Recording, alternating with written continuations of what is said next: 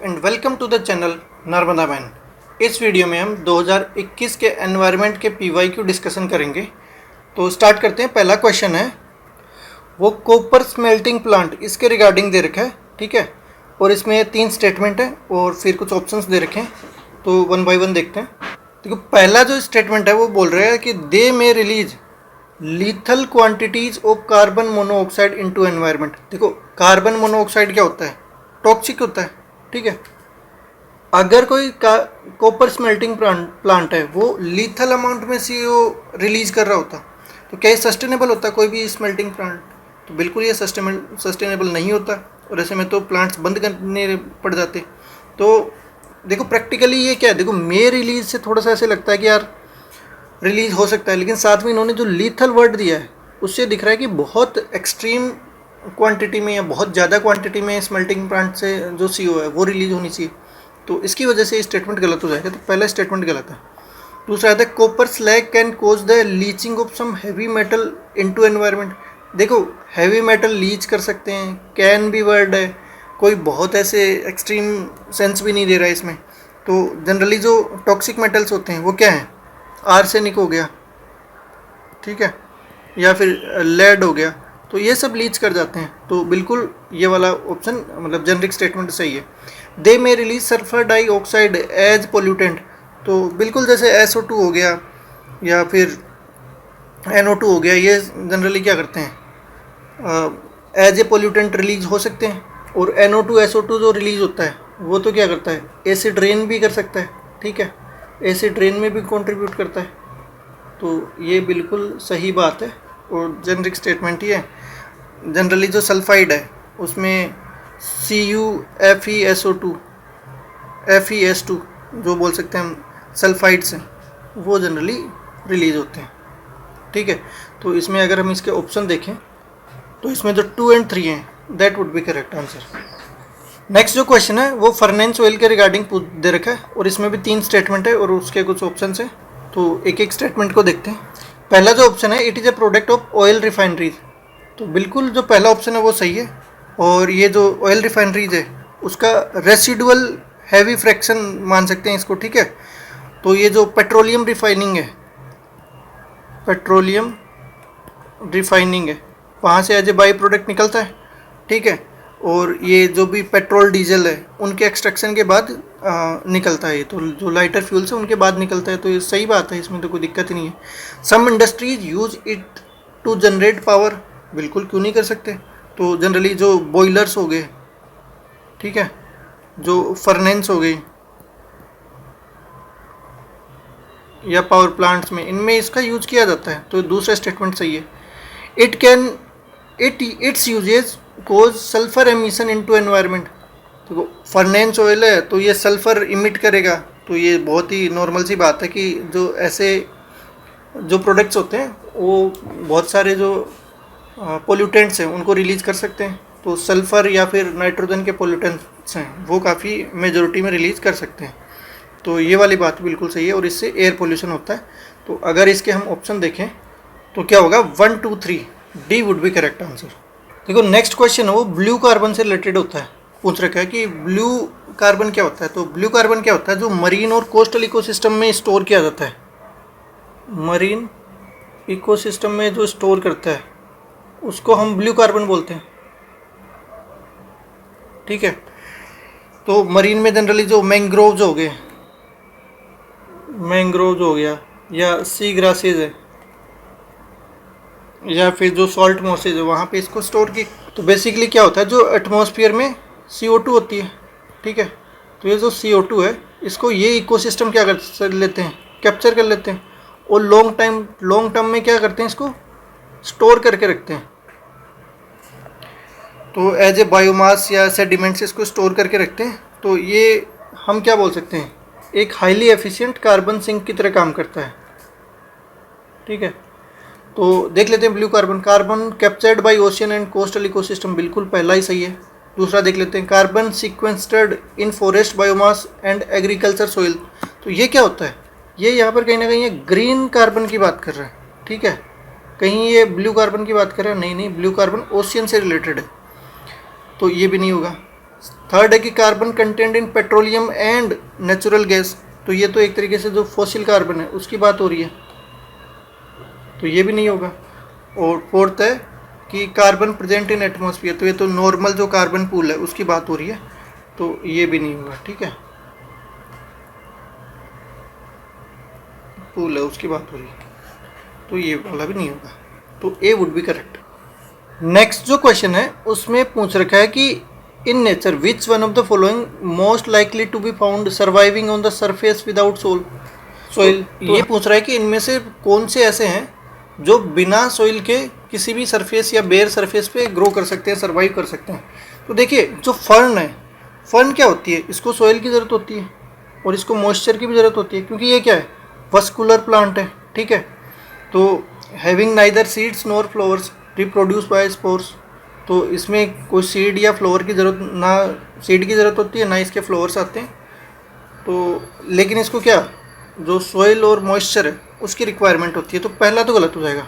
ठीक है, लाइकेंस होते हैं, तो लाइकेंस क्या होते हैं, एक सिम्बायोटिक रिलेशन होता है किसके बीच में, एल्गी और फंगी के बीच में, उसको हम लाइकन बोलते हैं। ठीक है, और एल्गी में भी खास कौन सा, तो एल्गी में भी जो साइनोबैक्टीरिया है वो रहता है, तो एल्गी और फंगी के बीच में क्या एक सिम्बायोसिस होता है, और इसमें क्या सोइल की रिक्वायरमेंट होती है, नहीं होती है। ये बेसिकली जो बेयर रॉक्स होती है वहाँ पर ग्रो कर सकती है। ठीक है, या कोई ट्री बार्क हो गया, वॉल्स हो गए, वहाँ पर ये ग्रो कर सकता है, तो बिल्कुल लाइकेन होगा। मोजेज क्या है, मोजेज नॉन वेस्कुलर प्लांट हैं। ठीक है, तो इनको भी कोई सोइल की ज़रूरत नहीं होती है। ठीक है, और ये भी बेयर सरफेस पे ग्रो कर सकते हैं, फ्लावरलेस होते हैं, ये वाली बात भी सही है, तो मोजेज भी सही हो जाएगा।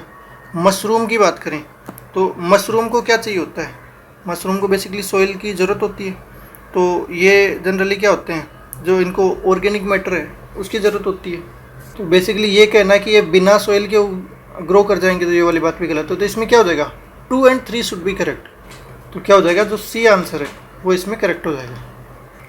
नेक्स्ट पूछ रखा है कि which of the following is a natural mosquito repellent की तरह यूज किए जाते हैं, तो ऐसा कौन सा ग्रास है जिसको मॉस्किटो रिपेलेंट की तरह यूज किया जाता है। तो देखिए जो लेमन ग्रास होती है ना, इसमें एक स्पेशल ऑयल पाया जाता है, सिट्रोनेला ऑयल होता है, तो इसकी वजह से इसके अंदर क्या होती है, मॉस्किटो रिपेलेंट प्रॉपर्टीज़ होती है, और इसको एक ऑयल की तरह यूज़ किया जा सकता है। इसके अलावा जो बाकी हम ऑप्शन देखते हैं, जो कांग्रेस ग्रास होती है वो क्या है, इन्वेजिव स्पीसीज़ है, तो हार्मफुल वीड है।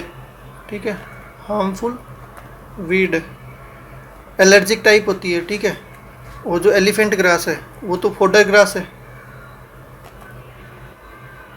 और जो नट ग्रास है वो एक वीड है जो कहीं भी रिपेलेंट जैसे यूज़ नहीं होती है, तो ये बाकी जो ऑप्शन है वो गलत हो जाएंगे। और थोड़ा सा हम जो इसका नाम है लेमन, वहाँ से भी हम देख सकते हैं इसमें थोड़ी सी ऐसी प्रॉपर्टीज़ होंगी जो सिट्रिक या जो हार्मफुल होती हैं, जिसमें थोड़ा सा जो मॉस्किटो वगैरह है उनके लिए रिपेलेंट प्रॉपर्टी हो सकती है। थोड़ा जनरल सेंस से भी ये लेमन ग्रास किया जा सकता है इसको, क्योंकि लेमन, नीम, इनको हम यूज़ करते हैं as a natural insect repellent भी यूज़ किया जाता है। नेक्स्ट जो क्वेश्चन है उसमें पूछ रखा है which of the following are primary producer in food chain of ocean, के इनमें से कौन कौन से हैं जो प्राइमरी प्रोड्यूसर है। देखिए जो साइनोबैक्टीरिया है ना, उसके बारे में हमें बहुत अच्छे से पता है, इसको क्या बोलते हैं, ब्लू ग्रीन एल्गी बोलते हैं। ठीक है, तो ये तो आपको पता होगा कि ब्लू ग्रीन एल्गी बोलते हैं, और एल्गी क्या करते हैं, फोटोसिंथेसिस करते हैं, और इनमें क्या होता है, ये प्राइमरी प्रोड्यूसर होंगे, बिल्कुल जो प्राइमरी प्रोड्यूसर होंगे। ठीक है, तो साइनोबैक्टीरिया तो वेल नोन है। इसके बाद देखिए जो डाई एटम्स होते हैं वो भी क्या होते हैं, वो भी फाइटोप्लैंक्टन की कैटेगरी में आते हैं, तो ये डाई एटम्स हैं, ये भी क्या है, फाइटोप्लैंक्टन और टाइप ऑफ एल्गी है। ठीक, तो जो डाई एटम्स है इनका भी लार्ज स्केल पे ओशियन ऑक्सीजन प्रोडक्शन में यूज़ होता है, O2 प्रोडक्शन में। ठीक है, तो बिल्कुल जो डाई एटम्स हैं वो भी प्राइमरी प्रोड्यूसर हैं। इसके बाद देखिए जो कोपेपोड्स हैं, ये क्या है, जू प्लैंक्टन्स हैं, ये एनिमल्स हैं एक तरीके से। ठीक है, और ये तो बिल्कुल जो क्या होंगे, जो प्रोड्यूसर होंगे या प्राइमरी प्रोड्यूसर, उनके ऊपर फीड करेंगे। ठीक है, और ये क्या है, हर्बीवोरस हैं इन सी। तो ये क्या प्राइमरी प्रोड्यूसर है? नहीं नहीं, ये सेकेंडरी प्रोड्यूसर है। तो ये वाला बेसिकली क्या हो जाएगा, गलत हो जाएगा। उसके बाद फोरामिनीफेरा, ये इनके बारे में क्या पता है कि ये क्या है, प्रोटोजोआ है एक तरीके से, ठीक है। और जो ऑर्गेनिक मैटर है उसके ऊपर फीड करते हैं, फीड ऑन ऑर्गेनिक मैटर। तो क्या ये प्राइमरी प्रोड्यूसर है? तो ये भी नहीं है। और ये डेट्रीटस होते हैं और यूनिसेलुलर होते हैं। तो इसमें क्या हो जाएगा, 2 और 3 वुड बी करेक्ट आंसर। देखो ये डाई एटम्स वगैरह बहुत बार पूछा गया है, डाई एटम्स और साइनोबैक्टीरिया स्पेसिफिकली, तो इसको हमें याद रखना है कि दोनों क्या हैं, काइंड ऑफ एल्गी हैं और प्राइमरी प्रोड्यूसर है। देखो नेक्स्ट क्वेश्चन है, उसमें पूछ रखा है to reduce the chance of being captured by predators which of the above organism rolls up and protects its vulnerable parts, कि ऐसे कौन से हैं जो खुद को रोल अप कर लेते हैं और उसके बाद जो शिकारी है उससे बचने की कोशिश करते हैं। तो देखो इसके ऑप्शन देख लेते हैं। जो हेजहॉग है वो क्या होता है, जनरली एक टाइट बॉल में रोल कर जाता है, ठीक है, टाइट बॉल की तरह रोल कर जाता है। तो बिल्कुल ये रोल करता है, बिल्कुल रोल करता है। तो हेजहॉग तो इसमें सही होगा। तो इसमें जो इसकी स्पाइन है वो आउटवर्ड पॉइंट करती है और उसकी वजह से एक स्ट्रॉन्ग डिफेंस ये क्रिएट करता है अगेंस्ट प्रीडेटर। जो मार्मट है ये एक्चुअल में नॉट रोल अप, तो ये रोल नहीं कर पाता है। तो ये क्या करता है, जनरली बूरो या फिर कोई अलार्म कॉल वगैरह यूज करता है। तो लेकिन ये क्या करेगा, रोल नहीं करेगा। तो ये वाला गलत हो जाएगा। पेंगोलिन बिल्कुल, इसके अंदर क्या होते हैं, हार्ड केराटिन स्केल्स होते हैं, हार्ड केराटिन स्केल्स होते हैं। तो ये भी क्या करता है, अपने आप को रोल कर लेता है और बहुत इफेक्टिव डिफेंस क्रिएट करता है ये, ठीक है। तो पेंगोलिन भी इसका आंसर हो जाएगा। तो इसमें क्या हो जाएगा, जो 1 और 3 वुड बी करेक्ट आंसर। तो एक बार इनकी इमेज देख लेते हैं। देखो ये हेजहॉग है, तो ये बिल्कुल इसके स्कल्स होते हैं, ठीक है। तो ये अपने आप को रोल करके बचा लेता है। अब ये मार्मट है, क्या ये इसके स्कल हैं? इसके ऐसे कोई स्कल नहीं है, तो इसको ये रोल करके भी क्या करेगा, ठीक है। तो ये बेसिकली क्या करेगा, जो मार्मट है वो रोल नहीं करता है, तो उसको ऐसा कोई नेचुरल डिफेंस नहीं है उसके पास। और उसके बाद देखिए पेंगोलिन, इनके पास बिल्कुल, पेंगोलिन्स के पास स्कल्स होते हैं और स्कल्स की वजह से क्या होते हैं, ये रोल अप करके नेचुरल डिफेंस क्रिएट करते हैं। तो ये वाली बात सही है। तो इसमें 1 और 3 would be right answer. Next question है, उसमें पूछ रखा है which of the following is filter feeder. देखो फिल्टर फीडर का मतलब क्या होता है, इसका मतलब होता है कि जो ये क्या करते हैं, वाटर को फिल्टर करते हैं, ठीक है। उसके बाद जो भी प्लैंकटॉन्स होंगे या जो ऑर्गेनिक मटेरियल होगा, ऑर्गेनिक पार्टिकल्स होंगे, उनको क्या कर लेंगे, ट्रैप कर लेंगे, इसको क्या करेंगे, ट्रैप करेंगे। और जो पैसिवली फीड करेंगे उसके बाद, ठीक है, पैसिवली फीड्स। तो देखिए क्या कैटफिश होती है? तो नहीं, कैटफिश तो बॉटम फीडर है, स्क्वेंजर है, ठीक है। तो इसको ऐसी कोई ज़रूरत नहीं पड़ती है। तो ये वाली बात तो गलत है। इसके बाद ऑक्टोपस है, इसके बाद ये क्या होता है, 8 लिम्स होते हैं इसके, और एक्टिव प्रीडेटर है ये भी। तो इसके जो आर्म्स होते हैं उसके थ्रू ये क्या करता है, आर्म से जो इसके प्रे है उसको कैच करता है, प्रे कैचिंग करता है, ठीक है। तो इसको भी ज़रूरत नहीं है ऐसी कुछ। उसके बाद पेलिकन है, ये तो क्या करता है, इसकी लंबी सी एक बीक होती है, उससे जो फिश हैं उनके ऊपर फीड करता है ये, ठीक है। तो ये भी आपका फिल्टर फीडर नहीं है। लेकिन जो ऑयस्टर है ना, ये एक्सीलेंट एग्जांपल है। इनका एक्चुअल में यही काम है कि ये क्या करेंगे, जो वाटर है उसको गिल्स के थ्रू पंप करते हैं और उसके बाद उसमें जो भी प्लैंकटॉन्स होते हैं उनको क्या करते हैं, ट्रैप कर लेते हैं, ट्रैप प्लैंकटॉन्स, और उसको फीड करते हैं। तो ये ऑयस्टर इसमें सही आंसर हो जाएगा। तो बेसिकली इनका यूज़ क्या हो जाएगा, एक तो ये जो वाटर प्योरीफिकेशन है उसमें भी अच्छा खासा इनका योगदान रहता है, ठीक है। उसके बाद जो एक्वेटिक बैलेंस है उसको भी ये बना के रखते हैं। देखो नेक्स्ट क्वेश्चन में पूछ रखा है कि in which one of the following biogeochemical cycle the weathering of rocks is the main source of release of nutrients to enter the cycle. ठीक है, कि ऐसा कौन सा बायोकेमिकल साइकिल है जिसमें जो वेदरिंग ऑफ रॉक्स है वो मेन सोर्स है फॉर एंटरिंग द न्यूट्रिएंट्स। ठीक है भाई, देखो कार्बन साइकिल में तो क्या होता है, जो एटमॉस्फेरिक CO2 है वो पहले रिलीज़ की जाती है इंडस्ट्रीज़ के अलावा, या कोई भी जो पोल्यूटेंट्स होते हैं, या फिर जो एटमॉस्फेरिक CO2 होगी, और फिर वो किस में फोटोसिंथेसिस के टाइम होगी, या फिर जो ओशियन है वो एब्जॉर्ब कर लेगा इसको। तो ये सारे प्रोसेसेस इससे वापस आ जाती है। तो बेसिकली क्या होता है यहाँ पर, तो वेदरिंग ऑफ रॉक जैसा कुछ नहीं होता है यहाँ पर, तो जो एटमॉस्फेरिक CO2 है उसका ज़्यादा रोल होता है। तो पहला तो गलत हो जाएगा।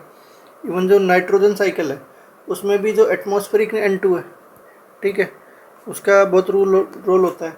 इसके बाद इसको नाइट्रोजन फिक्सेशन किया जाता है, और उसके बाद फिर ये साइकिल कंप्लीट होता है जब प्लांट इसको थ्रू नाइट्रोजन फिक्सेशन यूज़ कर लेते हैं। तो यहाँ पर भी वेदरिंग का कोई लेना देना नहीं है। लेकिन देखिए फास्फोरस साइकिल में क्या होता है, जो मेन सोर्स क्या होता है इसमें, जो रॉक्स है उनकी वेदरिंग होती है। ठीक है, और वेदरिंग से क्या निकलता है, जनरली जो फॉस्फेट है ये क्या रिलीज़ किया जाता है, रिलीज होता है कहाँ, जो सोइल और वाटर वहाँ पर,